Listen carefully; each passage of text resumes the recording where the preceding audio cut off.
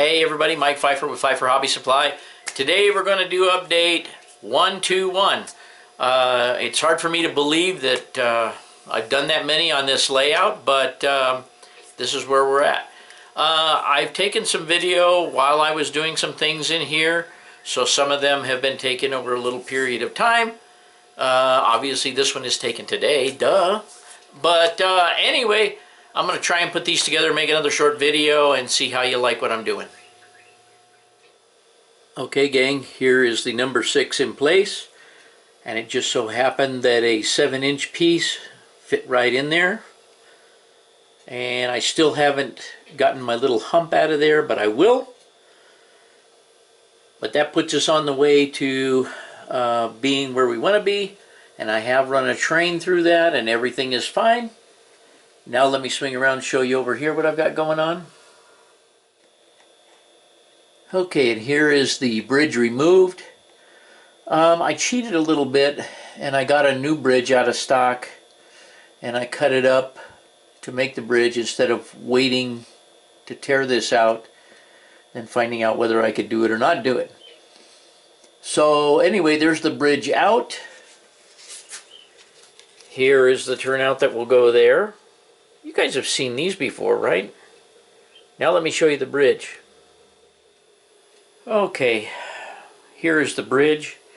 It's nothing fancy, it's just the sides off of the old bridge, or a bridge like the old bridge, with just a styrene bottom. This happens to be some siding, plank siding or something, with a couple of strips of styrene down each side to hold it, to give it some rigidity, and a hole right in the middle to run the wire down through.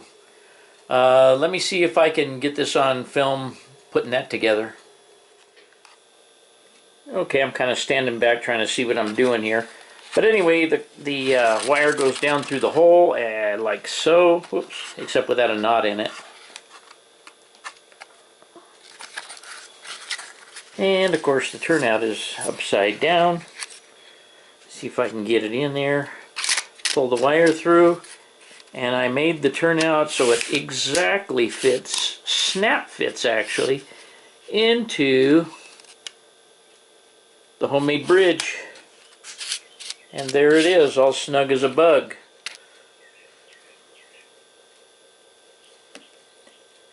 That being said, I'm going to try and put it in place over here, and I'll show you what it looks like. Okay, there is the bridge in place, and I think it looks pretty good. And if you look at it from above, it looks real good. It looks like all the joiners are in place. I've got a couple of these stanchions here I had to pull up. As you can see, they're loose.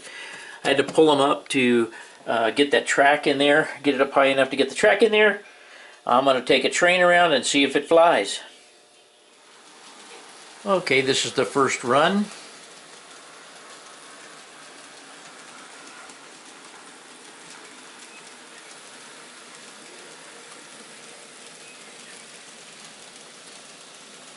Just like butter across there.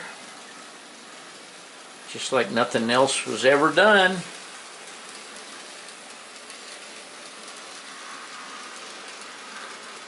Now we're going to let it go down around the bottom, and I'll bring it up and let it run over the top here for you. Okay, and here it comes up from the bottom towards the other switch.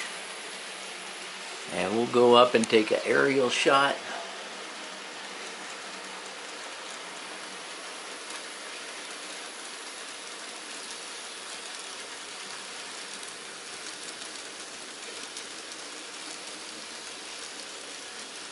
So, that is a picture of a train going through both switches, no problem whatsoever. Now, I just have to figure out how to tie that switch to that one over there, which means I'm going to have to cut some foam. I'm going to have to make a template, cut some foam, put some stringers in, and we'll figure it out. Okay, I got one other thing done here.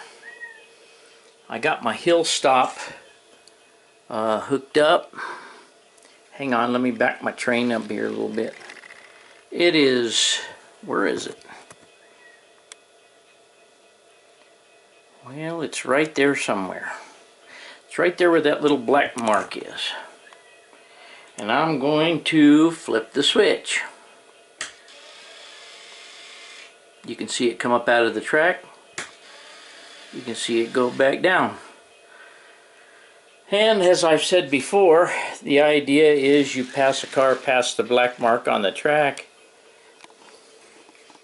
and you throw the switch to the red, and when you do that, the car simply will not roll away or go forward. The wire goes up and captures the axle. So if I flip that down, you could see it let go of the car there. So I have that back in working order. So I guess the next thing is connecting these two switches, and I'll get to that another day.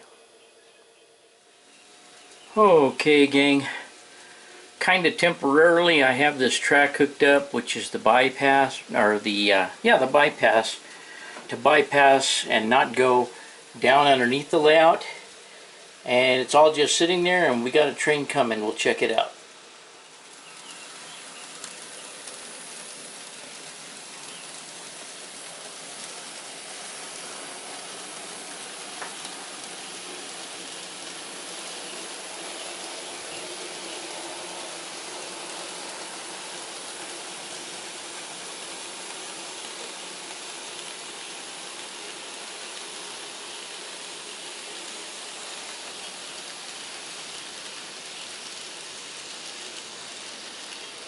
And there you have it.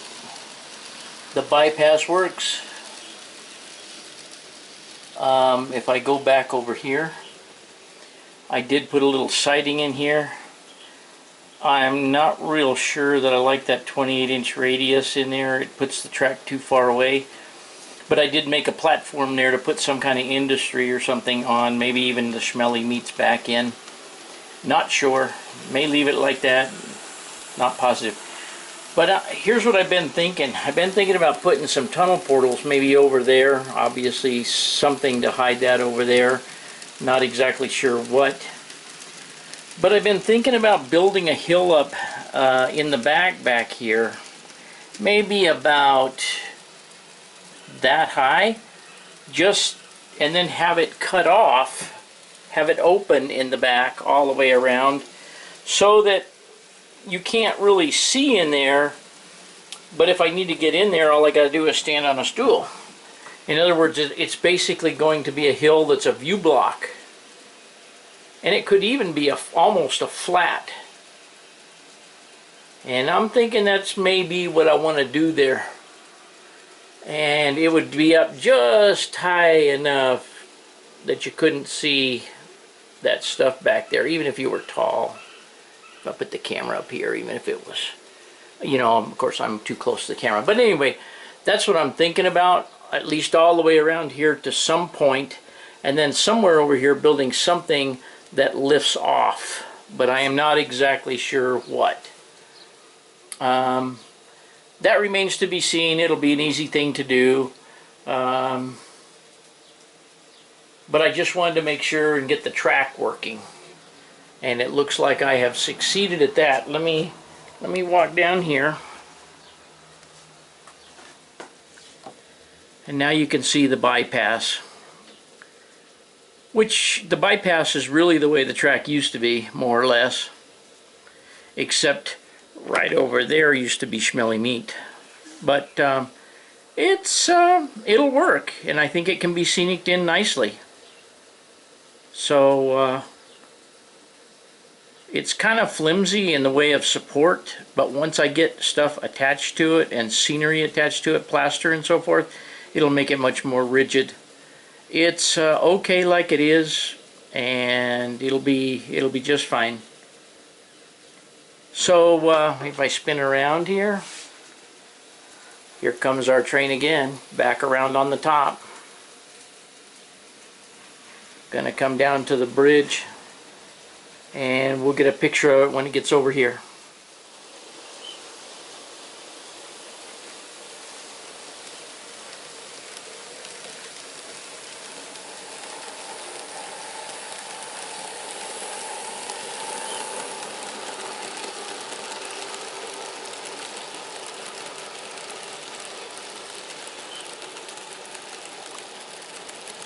And there you have it.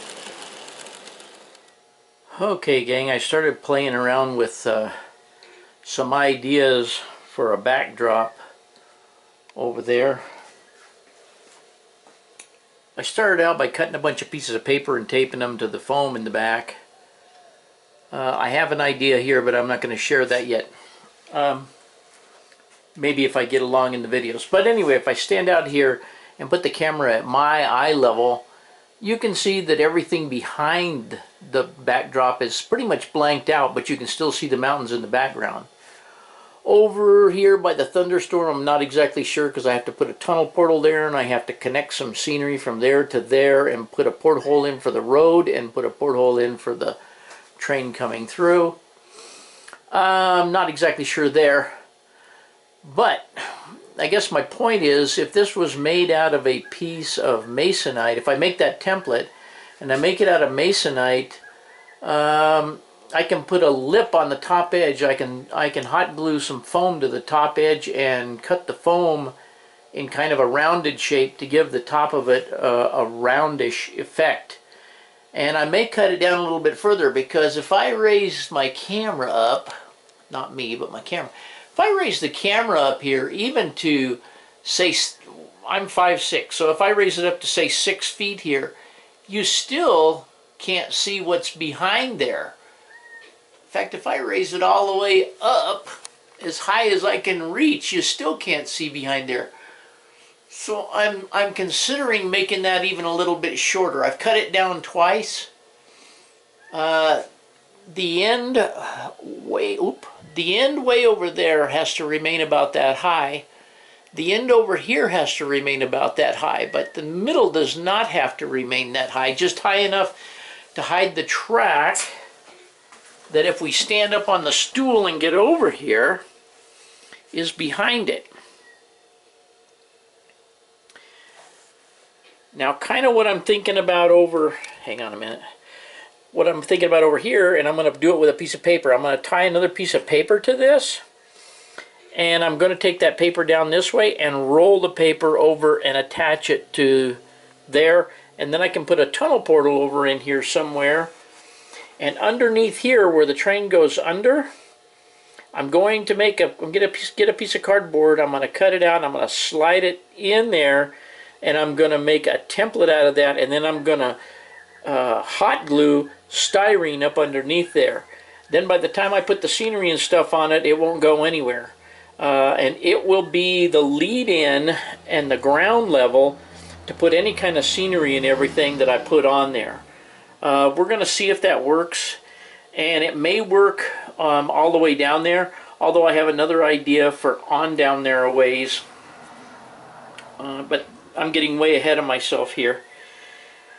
But the idea of this flat backdrop here in the corner was to make that accessible if I need to get to a train, but be able to hide that track if I'm standing down here at some kind of eye level. And like I say, even looking down from, that's about 6 foot right there, almost 6 foot.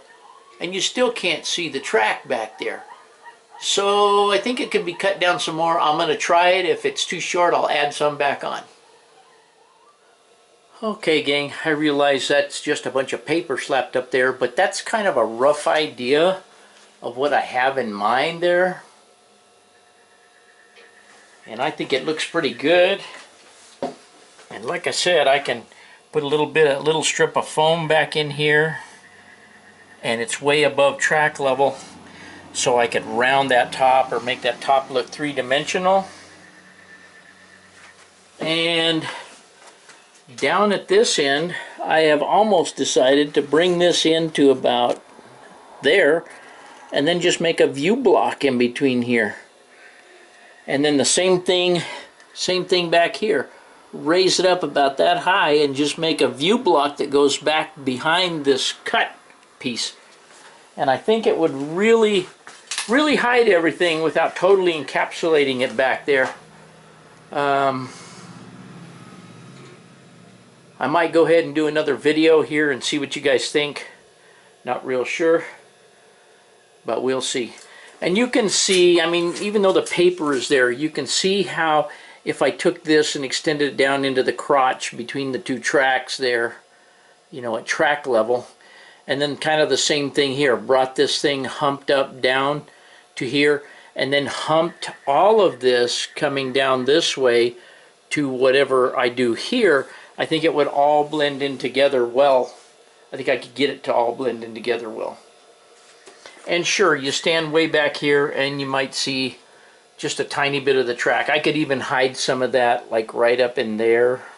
Could take a 45-degree piece and put in there or something, fill it in a little bit. That I could do that all with foam as long as I had a masonite structure or something to hold it up there. But I do like, I've cut this to about 4 times, 5 times now, but I do like that view block. And it saves me from having to put scenery over all that track that I may need to rescue trains from. So, and it keeps me from having to go underneath to do it. So I'm kind of liking that, actually. And back there, like I said, I just need a couple of raised view blocks, really.